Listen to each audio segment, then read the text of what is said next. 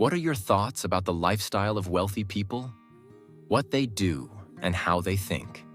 Madame Elizabeth Ophelia is not just a wealthy woman, but also a brave and tenacious woman. After the death of her husband while she was in labor for her third daughter, she took it upon herself to not just raise the three girls, but to continue from where her husband stopped as a businessman. She is the CEO of Starlight Group, which is worth over $1.6 billion according to Forbes. But her problems didn't stop there, even with all her surmountable wealth. Every TV and media wants to host her, but it always ends up in embarrassing questions as to the lifestyles of her girls. Oluchi Ophelia, Chitachi Ophelia, and Munachi Ophelia. It's high time she put an end to this fractious lifestyle that's putting a dent on the family's name she has worked so hard to build. She asked Junior, her manservant, to summon all the girls because it was very urgent. Oluchi is the eldest amongst the three. She just wants to live the baby girl life. To her ideology, nothing is as sweet as walking up to a man you find attractive, which most ladies wouldn't do. But what if it turns against you because men these days are exploiters? Quincy made a video of them while having fun. He is set to blackmail her. Then Chitachi. She's a careless spender. And everything about her is exquisite, including her bodyguard, Evelyn. She is the reason this time why her mother summoned the girls after the previous embarrassing interview of how she spent 20 million naira for her birthday, which is now trending all over social media. And Munachi, you know, if all the children lived a weird lifestyle, then there is a problem. The baby of the house seems to be cool-headed. As a matter of fact, she is the brand manager in her mother's establishment. It's really been a while the girls saw each other. They were hobnobbing when Mrs. Elizabeth walked in. Down to the matter of the day, the billionaire mother has decided to financially ground her silly daughters who have decided to ruin their lives with excesses. She gave the girls the grace until the end of the year that Oluchi finds a decent man to get married to since she isn't getting any younger, and Chitachi finds a job or starts up a business. Else, she cut them off from their allowances and every connection from her. But this doesn't apply to Muna. She wanted to know how her daughter is doing in signing a brand ambassador to tackle the challenges their major competitor Zakari is bringing to the table. But was this all she had to tell the girls? Junior wanted to know why she didn't tell the girls the main reason she called them. She thinks it's not the right time. I guess Junior knows Mrs. Elizabeth more than the girls think they know their mother. Oluchi got a message from Quincy that day that he had the sex video and all he wants is money. She wants to be lenient with him here, but the dude is becoming unreasonable with his demands. He wants 50 million naira. Oluchi asked him for more time to meet up his demands. Cheta got home one evening to find her boyfriend Niyi with another woman in her own house. Not just with another girl, but her friend. She never believed that he could do this to her after everything she has done for him. The saddest part was that she just gave him a check of 1 million naira to go treat his mother at the hospital. But it turns out that he is not worth it. Cheta felt so bad that night because she literally spends money on this guy. At least it is okay to give you man money, but spending on him is a red flag that she ignored even when her sisters warned her. She thinks it is about time she fixed her financial life. Maybe starting a business. She just wept all night until she fell asleep. If only Oluchi could get the large sum her blackmailer is asking from her, but her account is being monitored now, unlike before, by the family accountant. The only way she can get such an amount is if she gets married. Jesse is Muna's boyfriend, and also the son of the Zakaris, who is her mother's major competitor in the hospitality industry. The lovers have been having their differences for a while now over the fierce rivalry in business, especially when he is the CEO of his father's company. But should this affect their personal relationship? Muna had no choice than to forgive him. They spent all night together on the couch when her mother came knocking. Mrs. Elizabeth's rivals disgusted her, not to talk of having a relationship with one of her daughters. As a mother, she already knew her daughter was having fun, but she came for something more important. Her time at the CEO of Starlight is coming to an end, but the board members wouldn't allow any of the girls succeed their mother with their lifestyles.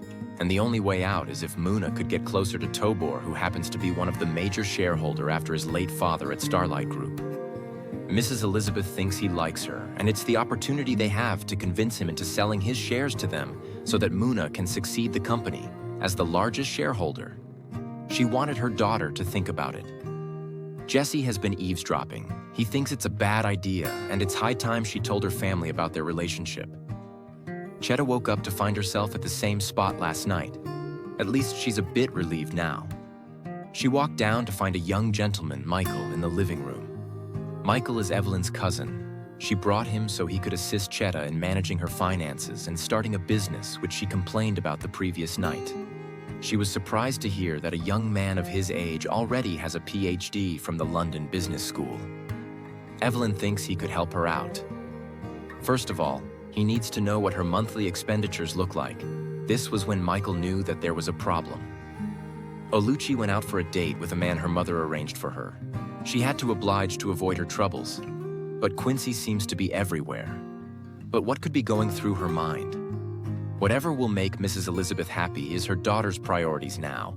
Muna and Tobor were already getting along. The young lady has been rejecting him all these while, and he is surprised to see her do these things, only if he knew that she was just playing along. Chetta also was not exempted from the task. She had to cut down her monthly expenses and also start getting the orientation required to start her own business. Mrs. Elizabeth wanted an update with the task assigned to the girls. Oluchi has been thinking lately. She thinks Quincy could fill in the gap as the man she intends to get married to. But they had to fabricate his name and what he does for a living to make a perfect match. Oluchi introduced her boyfriend to the family. Quincy has become Tony. He's a software engineer working for Facebook, but he was unable to answer a few simple questions from Michael. Chetta also had good news. She was starting her company soon, which came as a surprise to everyone. After the dinner, Oluchi wants to know where Quincy stays. She is beginning to pick interest in him, to the extent of making love to the same guy who wants to blackmail her. Chetta also can't stop thanking Michael for always being there for her. She was beginning to like him, but everything seems not to fall in line even with a kiss. Michael was just too young for her. On the flip side, Tobor is a smart guy. He already knew that Muna was using him with the little time spent together. Muna couldn't hide it any longer. She opened up that it was all her mother's idea to use his influence to save the company. She thinks she has not been honest to him just to satisfy her mother's wishes. Jessie understood what she has been going through and will always be there for her. Quincy, on the other side, has a girlfriend, Sandra. She saw the trending news of her man with the billionaire's daughter. Quincy just stepped out to get something when his phone rang. Oluchi decided to pick up when she heard everything.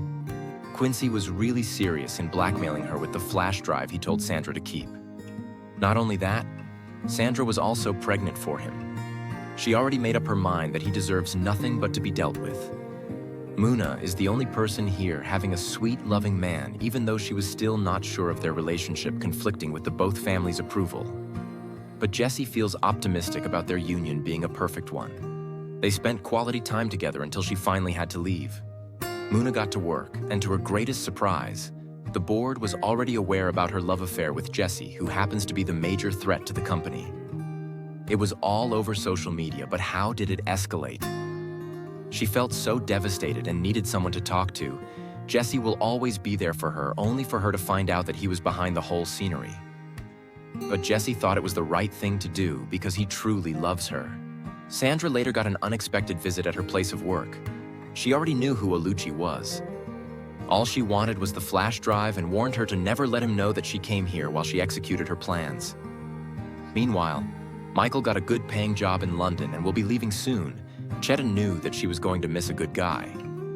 She was in thoughts when Junior called. Her mother was in the hospital. The news was as rapid as wildfire. Their mother has been diagnosed with muscular dystrophy. She was going to undergo surgery. The girls weren't happy that their mother had to keep this to herself. Mrs. Elizabeth had to tell the girls that it was the reason she's been hard on them so that they can get their acts together since she was getting weaker. The doctor assured them that their mother will be fine. Mrs. Elizabeth was already aware of Jessie. She wanted to know why Muna didn't tell her all this while. She was happy that her mother approved of their relationship. This is what happens when you have female children all around. They did make you feel like a child once again. You can imagine if they were all boys. No one might be here for her now, even if they cared. Boys will always be boys. Alas, the operation was successful. It was a joy to behold to see their mother regain sight once again. Quincy's plans are failing now. He just found out that his girlfriend no longer has the video. If only he knew what was waiting for him. Alucci asked the police officers to torture him for a week so he can learn. Jesse Zakari was in office when his girlfriend bagged in. She can to make amends since she has gotten her mother's permission. But most ladies will always act like you still owe them an apology in situations like this. Jesse just know how to get his girl back with his kind words. That's a quality of real men, you know. Jesse thinks now is the opportunity he has to do the right thing.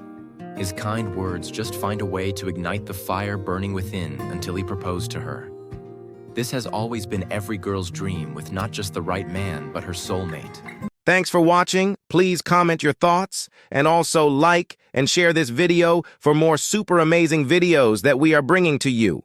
And if you're watching from our YouTube channel, you can also subscribe and turn on your notification for more.